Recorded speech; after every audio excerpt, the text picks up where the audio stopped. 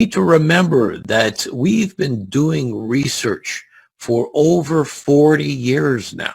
We were a research company before we had any commercialized products. So science is in our DNA. I'm sure a lot of you have seen that the scientific and medical community view natural products with some skepticism. This is certainly true where I come from in Canada.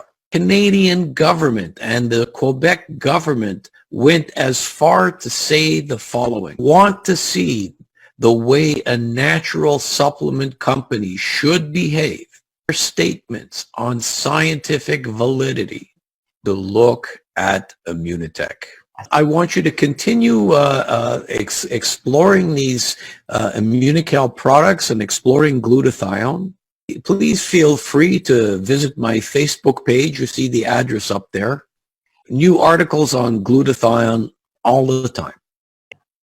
Now, you all know that Immunical raises glutathione, but there seems to be other products out there that claim that they can raise glutathione naturally.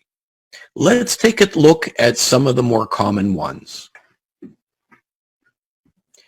Now, two that you will see all the time is cysteine and N-acetylcysteine.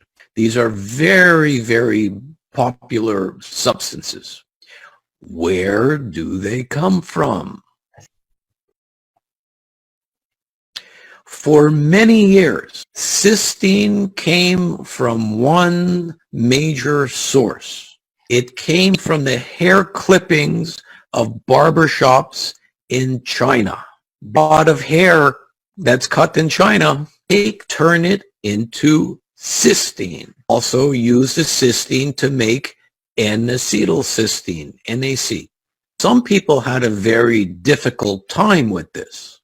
Many religions forbid people to eat human tissue. Now the Chinese use duck feathers as their source of cysteine. Of course, the United States doesn't want to be outcompeted by China, so they use their own source. Why let all the chicken feathers go to waste after you harvest your chickens for food? As you can imagine, it's a lot of chemistry to turn duck feathers and chicken feathers into cysteine and N-acetylcysteine.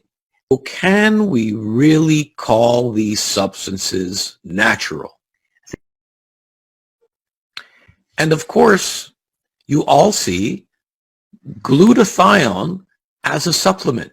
I'm sure by now you know that eating glutathione really isn't an efficient way to raise glutathione levels in your body. It gets broken down in your digestive tract and never makes it to your cells. There's intravenous glutathione, there's nasal glutathione, there's all kinds of glutathione. The majority of glutathione that you will find in supplements, in intravenous, in drugs, come from bacteria. We grow bacteria and we extract glutathione from the bacteria. Also another source of glutathione, next slide. Some people will use fungus as well as bacteria. It's an efficient source of glutathione only if you do one thing. Here's an example of a paper, a scientific paper on glutathione production. What they do is they take a specific fungus and they modify the genetics so it makes more glutathione.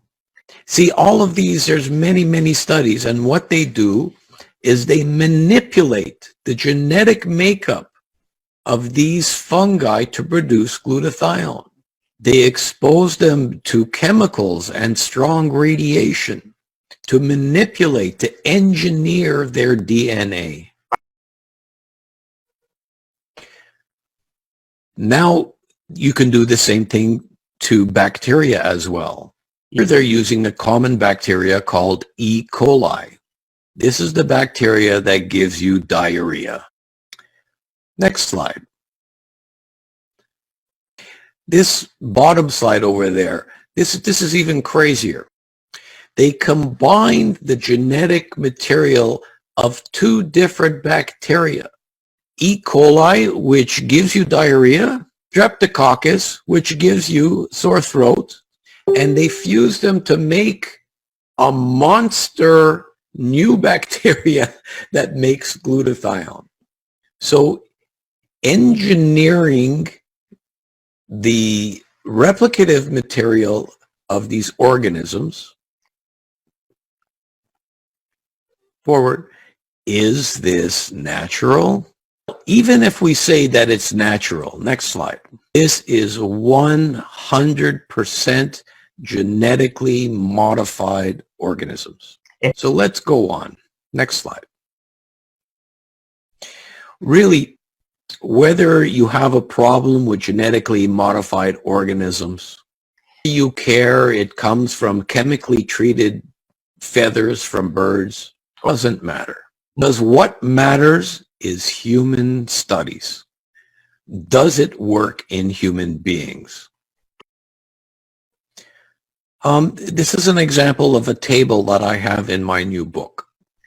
And you'll see on the left side all different kinds of ways of raising glutathione. And in the green column are the ones that have been definitely proved to work in humans. Undenatured whey protein isolate, in other words, Immunical, and the drug N-acetylcysteine, which I say isn't really natural. You'll see all the rest of those really have very weak or even no clinical evidence that it works in humans. Now let's look at what real proof is. Now you've seen this slide before. Slide that shows Immunical has shown up in 63 published medical articles. Is that number 63 a real number? Prize? No. The end of 2020, we will have over 70 articles. Thing you can be extremely proud about. No other company has that kind of research.